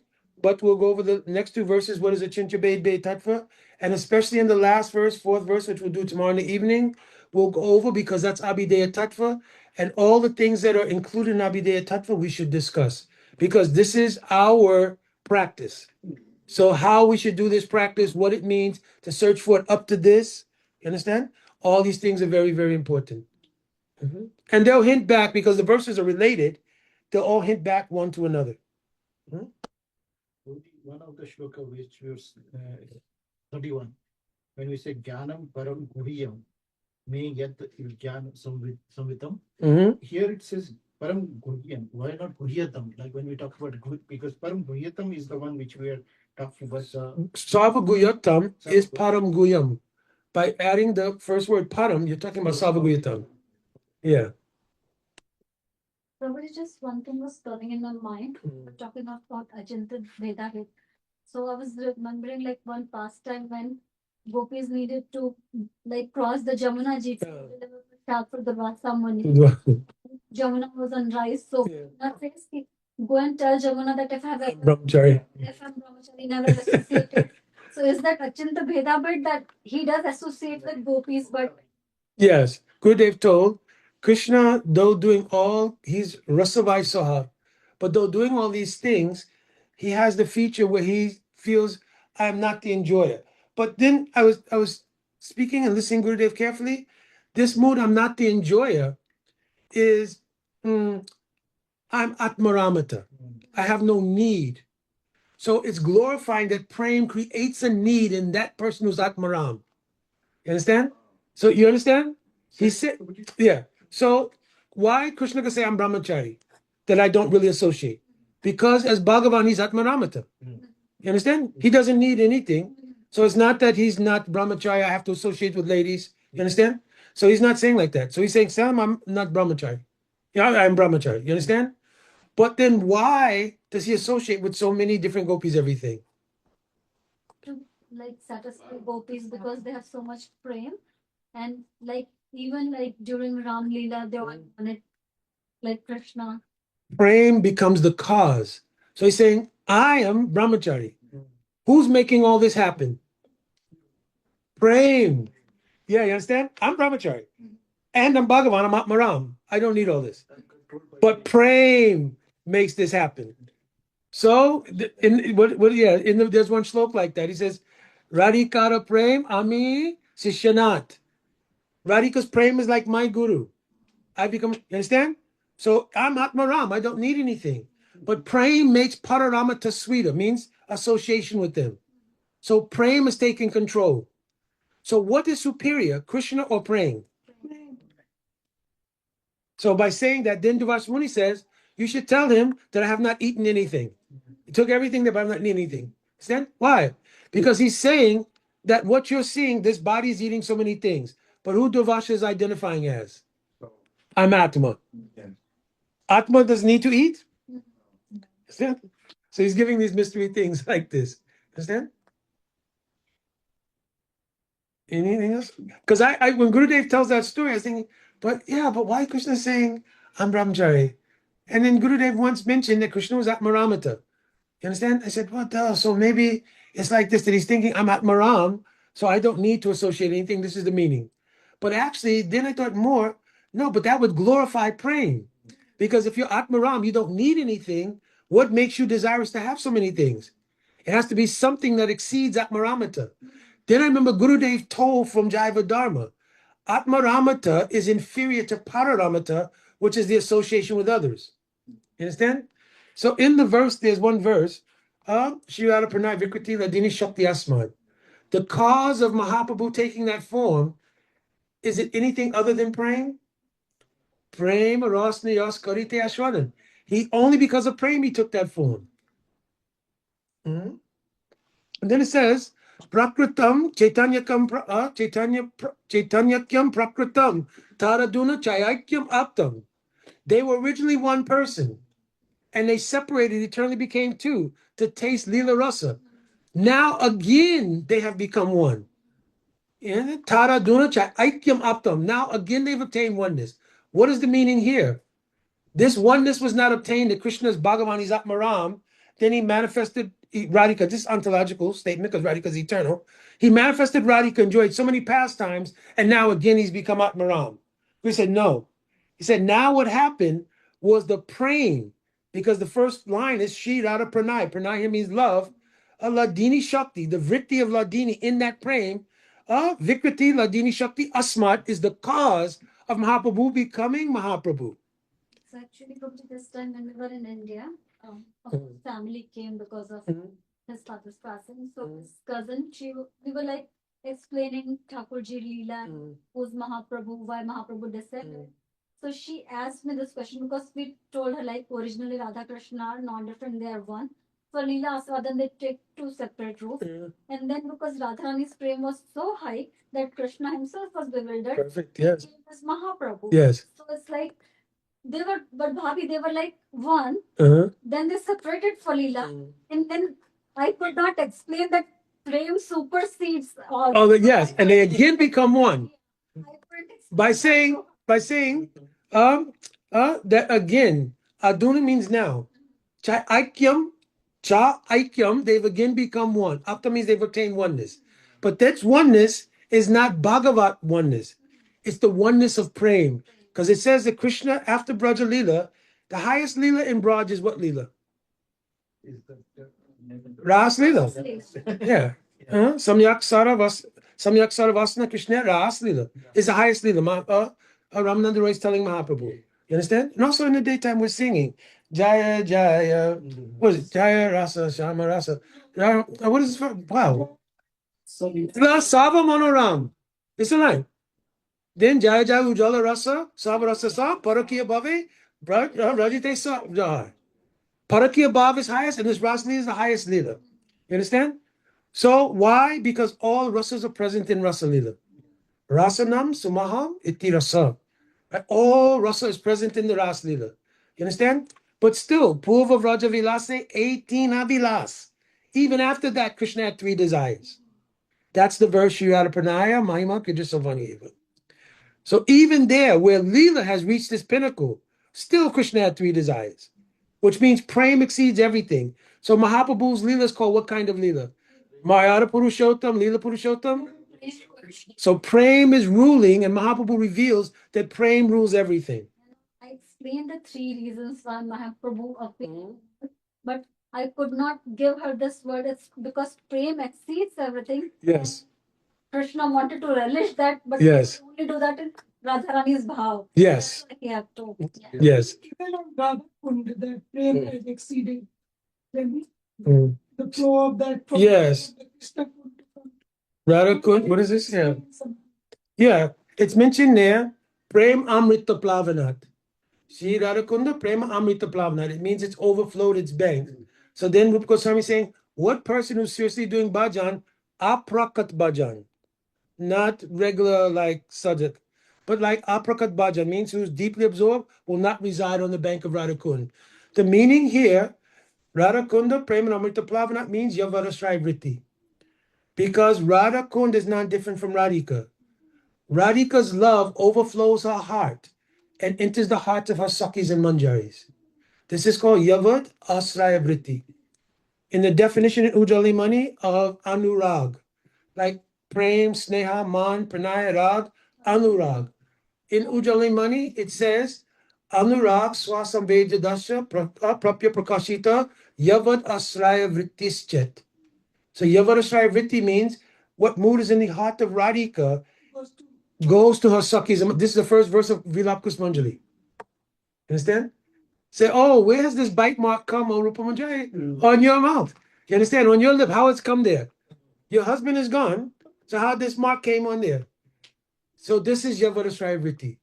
Understand? So Raghunath Das Goswami is glorifying the closeness of these Manjaris, that in their service, Radhika's mood spills out and enters their heart. And it's called Asana Janata Vrit Valodanam. It enters their heart and churns their hearts with the same mood.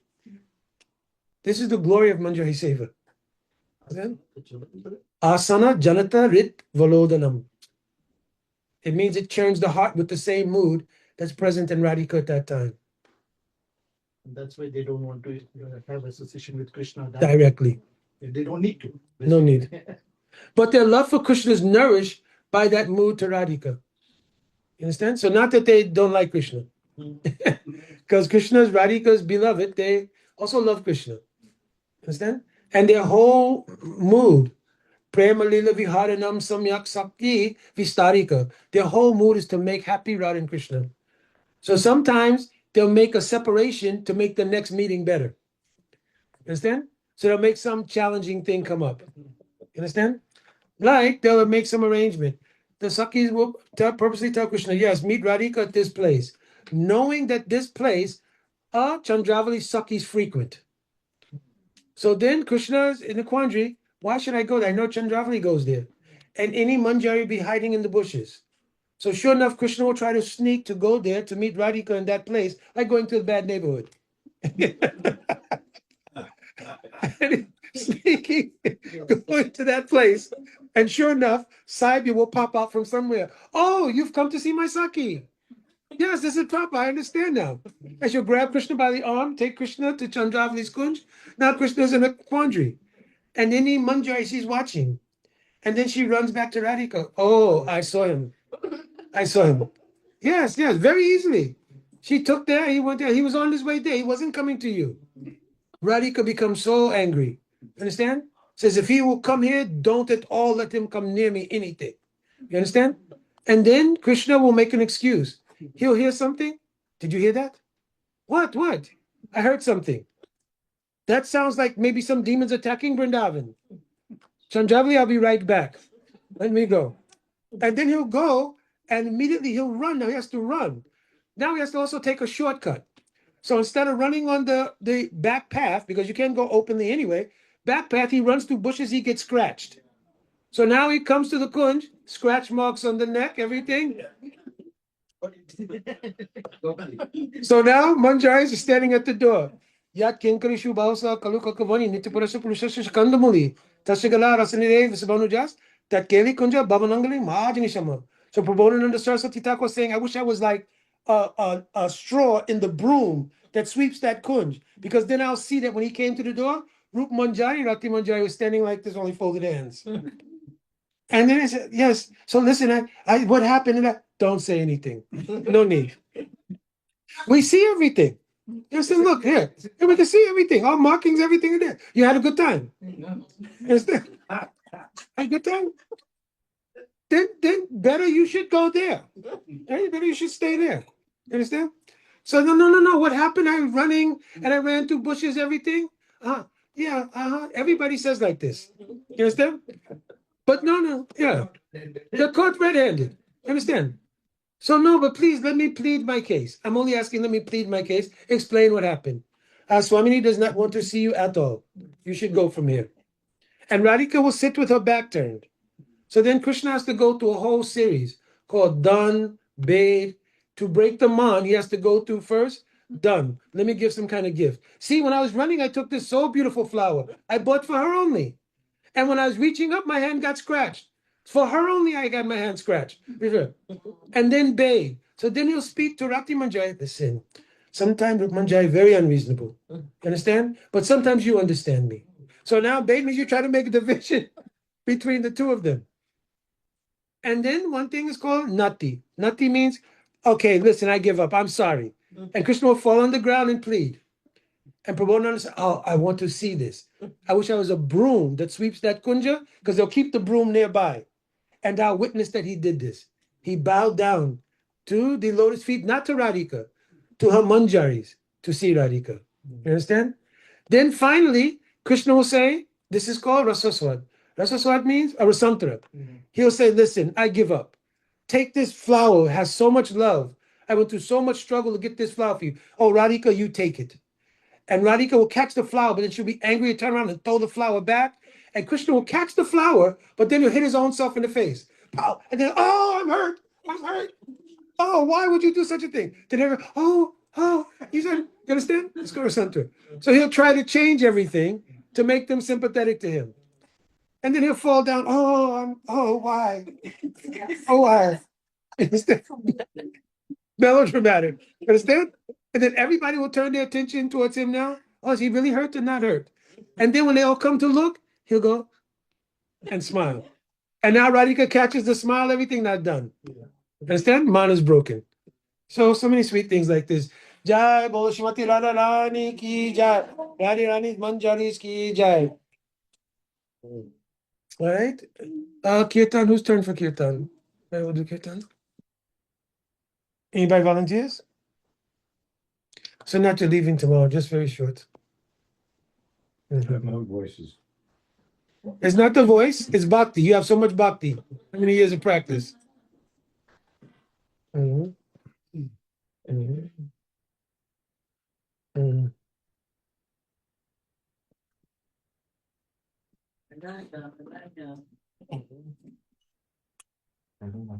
What you're playing? Very low.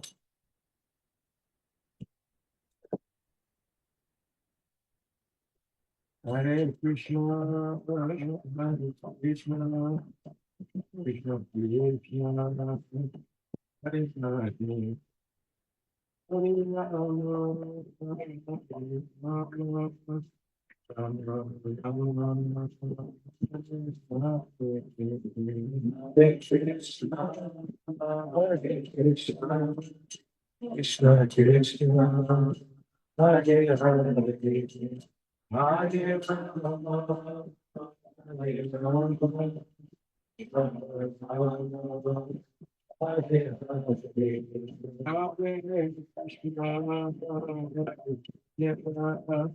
Krishna Krishna, Hare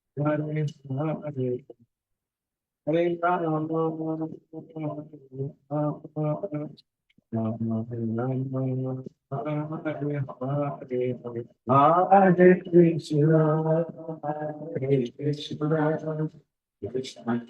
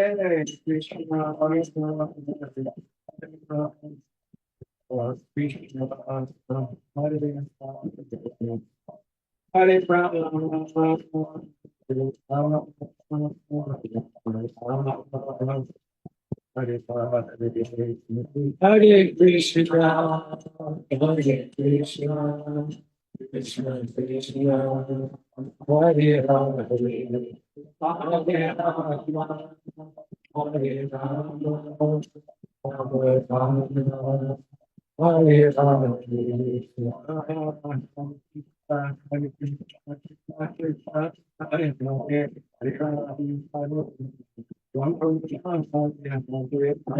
Rama, Hare Krishna Krishna, Hare Hare, Hare Rama, Hare Rama, Rama Rama, Hare Hare, Hare Krishna, Krishna Krishna, Hare Hare. Hare Rama, Hare Rama, Hare Hare Krishna, Hare Krishna, Krishna Krishna, Hare Hare, Hare Rama, Hare Rama, Hare Rama, Hare Rama, Hare Krishna, Hare Krishna, Krishna Krishna, Hare Hare, Hare Rama, Hare Rama, Hare Rama, Hare Krishna, Hare Krishna, Krishna Krishna, Hare Hare, Hare Rama, Hare Rama, Hare Krishna, Hare Krishna, Krishna Krishna, Hare Hare, Hare Rama, Hare Rama,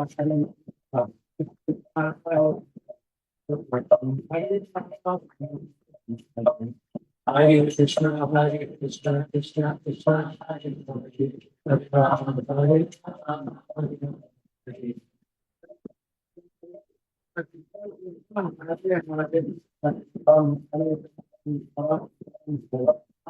Hare Krishna, Hare Krishna, Krishna Krishna, Hare Hare, Hare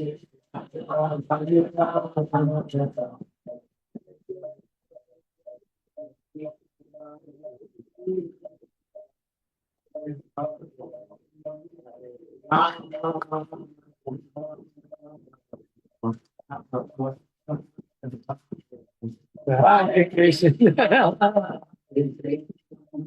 Krishna Krishna,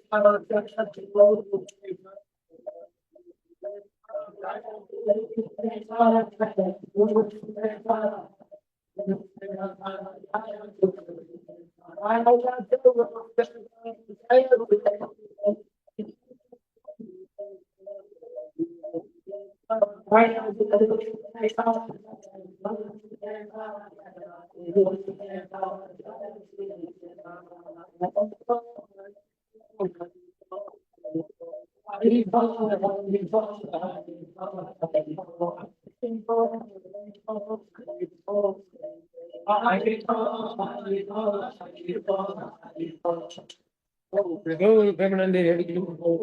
Jai Shri Gurudev ki jai, Shri Prabhupada ki jai, Guru Vagas ki jai, Shri Nityananda Ram ki jai, Shri Gauranga Ju ki jai, Shri Shri Radha Vallabh Ju ki jai, Jai Jai Shri Radhe Shyam.